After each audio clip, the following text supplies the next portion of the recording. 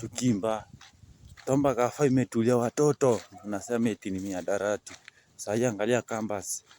Wako nje, wameandamana. Huku institute na colleges. Fee imeongezwa. Unapewa gate pass ya wiki na umelipa 5k. 5k saa inamaanisha ni per day ni 1k. Tena gate pass ime expire.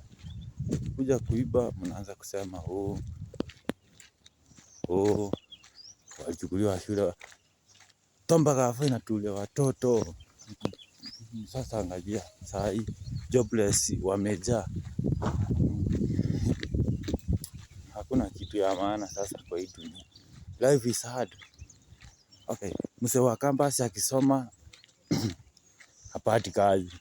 Okay, sisi wenye tunasomea kazi ya mikono tukisoma hatufiki mwisho. Shida ni fee unalipa ni more.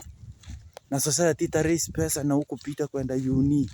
Because wanajua hapo ni kama ni hiyo pesa ni unakula. What is life now?